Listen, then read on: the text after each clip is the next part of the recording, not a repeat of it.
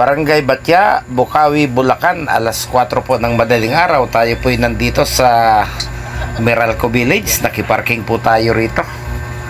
So hinihintay po natin yung ating mga pasahero at sila po nakatakdang dalahin po natin sa tatlong pasyalan po sa loob ng Subic Bay Freeport. So hinihintay-hintay lang po natin dahil mga kindergarten po ito, mga mag-aaral po ng DSWD, mga kabiyahero.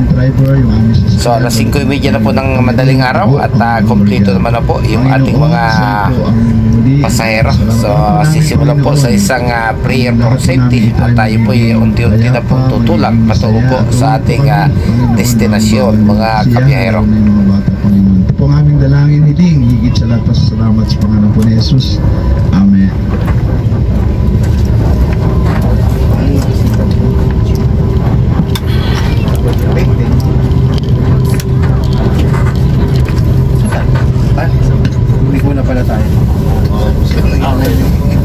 Hello kayo.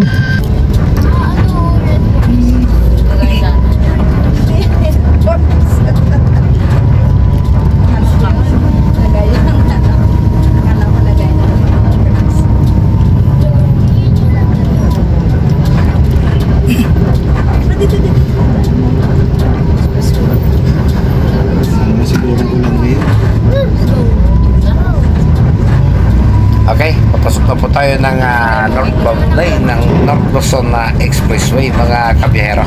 So hayaan na po natin yung ating tourist guide facilitator ang siya po nating hayaang magsalita habang tayo po ay nasa biyahe.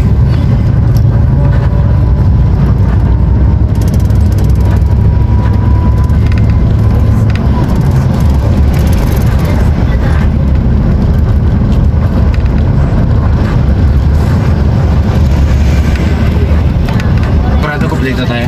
Kompleto. May sisigaw naman kapag may kulong. May padyak dyan. Okay, palabas na po tayo ng Total Gas Station. Malapit na po ito doon sa Subic Bay Freeport, mga kabiyahero. Lumabas na po tayo ng North Luzon Expressway. Dumaan po tayo ng STX. At ngayon po, nandito po tayo sa kauna-unahang expressway po nitong Subic. So ito po dati ay isang sulong kalsada lang po na may salubungan lamang. Pero sa paglipas po ng panahon, ito po ay idinugtog na doon sa STX.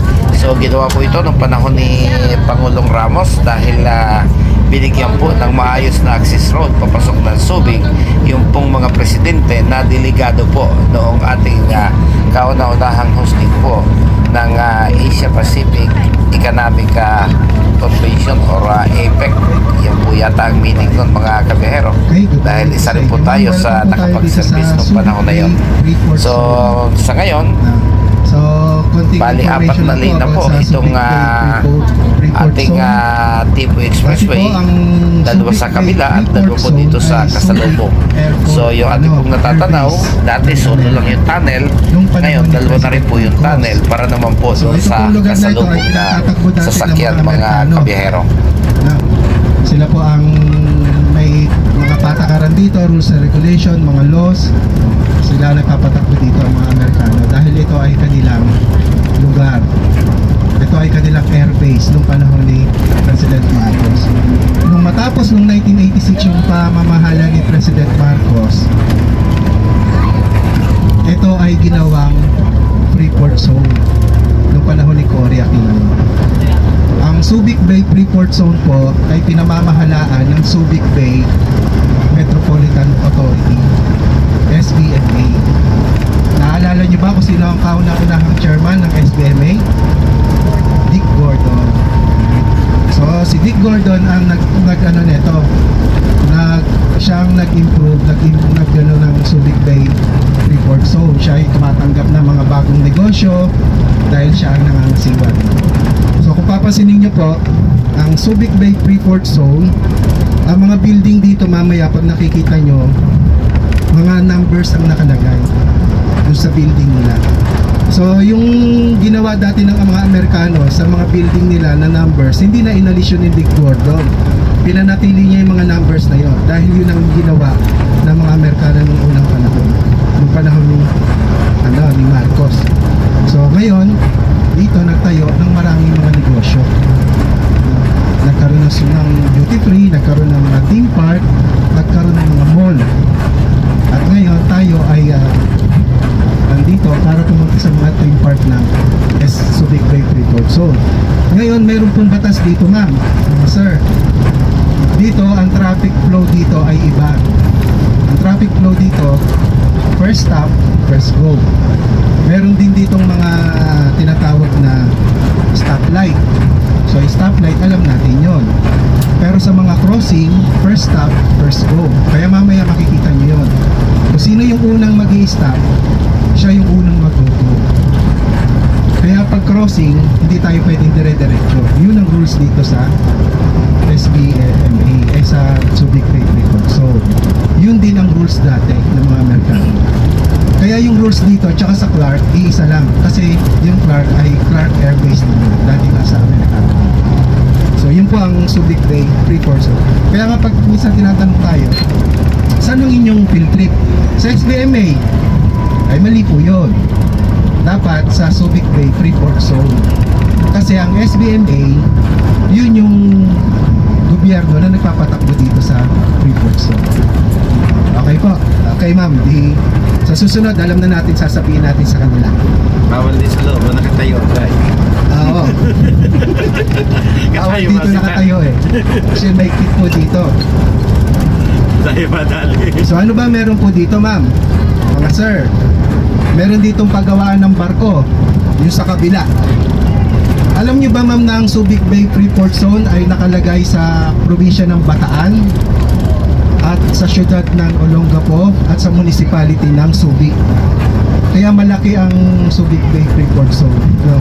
Yung pupuntahan po natin ngayon, hindi po yung Subic, Bataan po yun. Sakop ng Bataan. Ang Ocean Adventure at saka ang Subic Safari. Kaya malaki po ang sinasakop ng Subic Bay Freeport Zone. Sakop niya ang isang probinsya at sakop niya ang isang city at isang municipality na Zambales. Okay, so mamaya-maya ma'am, makikita nyo dito sa mga daan yung ilang mga facility o yung mga ilang facility ng Subic Bay. Naalala nyo ba, ma'am, yung 2000 APEC Summit dito sa Pilipinas? Ang gobyerno ng Pilipinas nagpagawa ng mga bahay. Di ba kapag APEC Summit, sino ang mga bisita natin? Mga presidente ng iba't ibang bansa. So mamaya madadaanan po natin yung mga bahay na ipinagawa ng gobyerno. Doon tumuloy yung mga presidente ng ibang mga bansa. Mamaya po madadaanan natin. Tuturo ko sa inyo mamaya.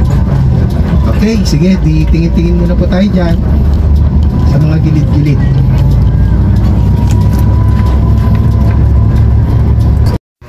Okay, pagkalampas po natin ng area mismo po nung Subic Bay Freeport Zone, kung saan nandun po yung pinakang business district nila, ay pumasok na po tayo dito sa Naval Mag or Naval Magazine area. So ito po yung imbakan ng mga bala at mga explosive po noong panahon ng mga Amerikano, kung kaya't napakarami po dito mga igloo type cave, ano po, yung man-made cave na napakakapal po ng mga pader. May tambak po na lupa sa ibabaw, may mga damo at may mga halaman o may mga puno upang malito po yung kalaban o hindi po makita ng kanilang mga kalaban mula doon po sa eroplano na dito po nakatambak yung mga ammunitions noong panahon po na mga Amerikano ang siyang namamahala po dito sa Subic. Okay, ito na po yung gate ng Ocean Adventure. So bali tatlo po yung pwedeng atraksyon na puntahan dito. Mayroon pong dalawang magagandang beach resort at ito nga pong Ocean Adventure, kung saan po ay makikita natin yung mga sea mammals na nagpapakitang gilas, nag-i-exhibition po, at yun po yung dahilan kung bakit ang mga kabataan pong ating pasahero ay dadalahin natin dito para manood po ng mga dolphin show, mga kabiyahero. So ito pong buong Subic sa ngayon ay wala na pong bakas ng kanyang pagiging dating US military bases. So na-convert na po ito sa mga negosyo, mga atraksyon na pasyalan katulad ng Ocean Adventure, mga resorts, duty free, may yachts club at kung ano-ano pa, mga kabiyahero. So naghahanap na po tayo ng mapaparkingan. Pagkatapos po dito, lilipat po tayo sa Subic Safari Zoo. So hindi na po siguro natin may papakita yon. Pag nakakuha na po tayo ng mapaparadahan, magtatambay na po tayo dito hanggang 1:00 ng hapon. Kaya pansamantala, muli, maraming salamat mga kabiyahero. Hanggang sa muli po.